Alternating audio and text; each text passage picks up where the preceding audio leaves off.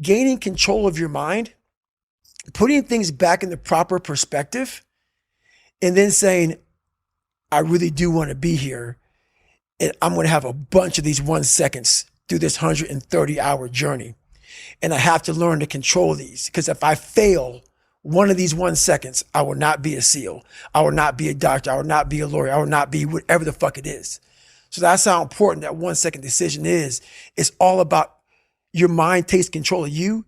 You have to say, fuck you. I run this motherfucker. And that's what that's all about. Projecting yourself forward to see what are the consequences of failing, what are the consequences of stopping, is about as powerful of a motivation strategy as I can think of, you know? Because what you're doing is you're trying to optimize right now to stop the discomfort. That's right. But what you're going to pay for that in is shame and guilt and regret long term. That's right. So what you need to be able to do is bundle all of that up that is as yet unfelt, but will last for way, way, way longer. You know, the future is much longer than now. That's right. The future is going to extend out up until the day that you die. And the now is just for now. And even 130 hours is just 130 hours. That's right. And you get to look back. And do you look back with pride and glory? Or do you look back with shame and guilt? That's it. That's the 1 second. You just summarized it right there. And most people fail those 1 seconds.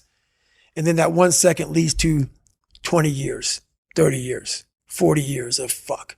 I have people who have been through training with me, Ranger School, SEAL training, Air Force training, and I get calls from them today, and they have great lives. And all they talk about is how they failed in that one moment. And they can't even enjoy their life now because they're now warm. They're now warm. There's no more suffering. There's no more suffering for me either. And we're in the same boat now. But you're suffering. So we're not suffering, but you're thinking about what you could have been. I am exactly what I should have been. And that's where people start to lose it. Because now I realize that in that 1 second. I go through all that. I know how it's going to feel because I failed so many times before. Failure is the ultimate thing, man. I failed so many times before. And that's why I don't look at failure anymore as failure. I look at it as my first, second, and third attempt. So that's what that's all about, man. Well, I mean, you went back to go and do Moab again a second time. That's right. Which is your second attempt. That's right.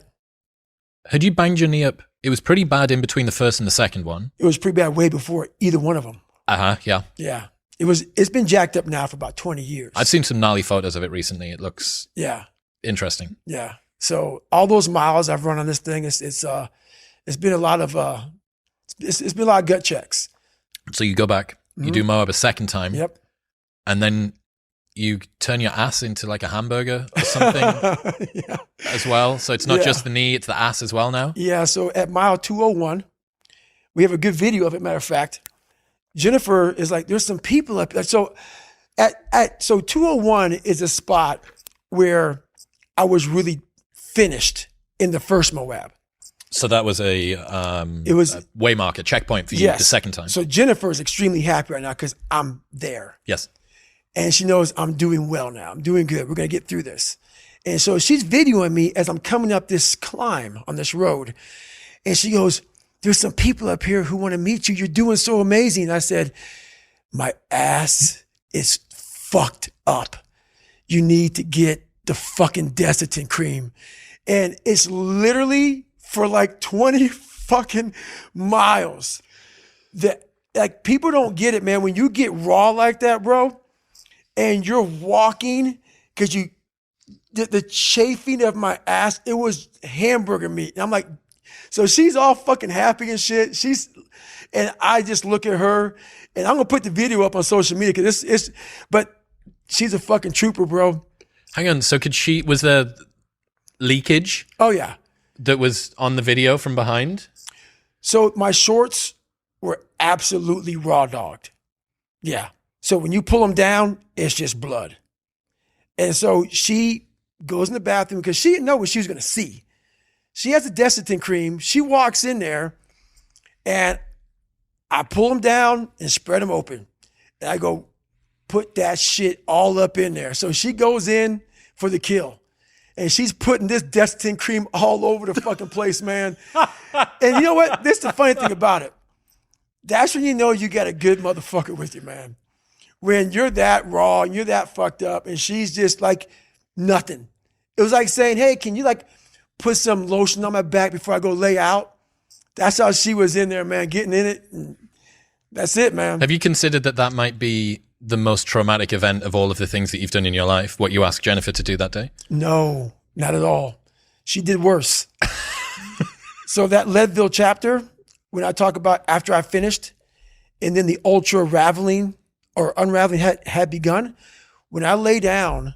So that was on the duvet, and you didn't know the word duvet. Yeah, I know what the fuck duvet was. How the fuck do you not know the word duvet? Blanket, man. Okay, fair enough. Fair enough. Out from the streets, we call them blankets. Okay. Anything that you wrap up in is a fucking blanket. Cool. So I'm laying on the duvet, and she's all fucking like about her damn ratings at fucking the Airbnb shit, and I'm literally like, hey, I'm about to shit right because here. It's not your place. No. Okay. No. Right. Yes. I can see why she So would be concerned. that scene was bad. But once again, she soldiered up. Like a crime scene. It was a crime scene. So you've done all of this stuff, right? You've done the SEAL Selection Week 3 times, strapping the legs up so that you can run a Badwater ultra race. Yep. The Asperger's, everything. Yes. Of all of the physical pursuits that you've endured, which has been the most painful? By far, my first 100-mile race. By far.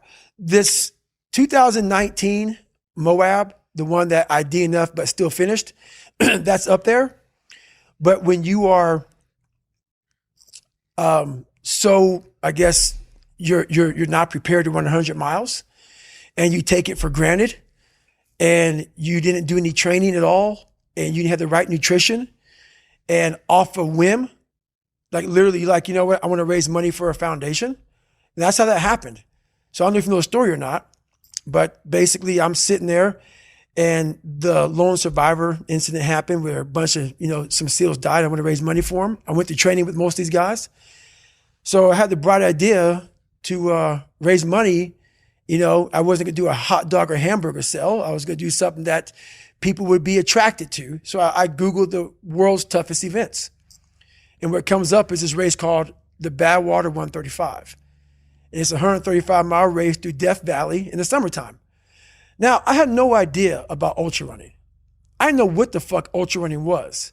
But when I saw 135 miles, I automatically assumed it was a stage race where you ran like maybe 10, 15 miles, bed down, and you got up the next morning and did it. So when I called the race director up, Chris Kosman, I'm like, hey, I would like to do this race to raise money for a foundation. He goes, have you ever run 100 miles? And I was like in a week or like what are you talking about? He goes, no, like in 24 hours, because that's what you got to do to qualify. And I was like, is that even possible? Like I didn't know. So anyway, he goes, no, you can't get in my race unless you qualify. And I call him up on a Wednesday, and that Saturday, and I was a bodybuilder at the time. I did cardio 20 minutes a week on the elliptical trainer every Sunday. He goes, yeah, Saturday, you're in San Diego. Saturday is a 24-hour race where you run around a 1-mile track for 24 hours. And if you can get 100 miles, I'll consider you in my race. So I'll go sign up for this race. And the first 70 miles, I'm doing pretty good. And then I hadn't sat down. I hadn't gone to the bathroom. I was drinking Mileplex and Ritz crackers. I was, eating Ritz crackers. So, elite nutrition. Yeah, elite, high quality nutrition. So what happens when you're that ignorant and you go out to do this race and you sit down in the chair, your body's done. So I'm sitting there, and when you sit down for the first time in over 12 hours, your body's now going through some metamorphosis. Like, go fucking home, go to a doctor, get some help. But I'm sitting there and I have this urge to go to the bathroom. And there's a porta potty for me, that fucking wall, but I can't get up because my blood pressure's all messed up from my great nutrition that I was on. And so I can't stand up. So I look at my ex-wife and I literally say, I'm going to shit on myself right now. So I sit there and I'm shitting up my back and I'm peeing blood down my leg. And I have 30 miles to go. And I end up finding a way to get through that 30 miles. And when I got done with that race, it's the worst pain I can't even describe the pain of that last 30 miles to anybody. No one, it's very hard. Whole body? Whole body.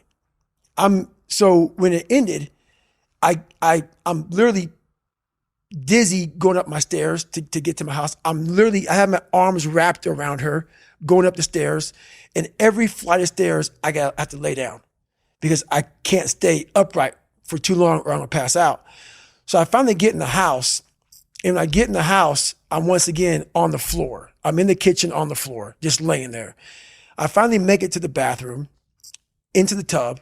I get rolled in the tub, and she puts the water on me. I'm just laying there with the water coming on me. And what I pee out looks like Coca-Cola. And I'm laying there in the worst pain of my entire life. I'm shaking, I'm jacked up. And all I could think about was, I can't believe what I just done. Because when you get to 70 miles of a race and you felt the way I did, to me, it was humanly impossible to even think about going 30 more miles in that shape. And once you do it, what came over me when that shower hit me, and the reality hit that I just went 101 miles.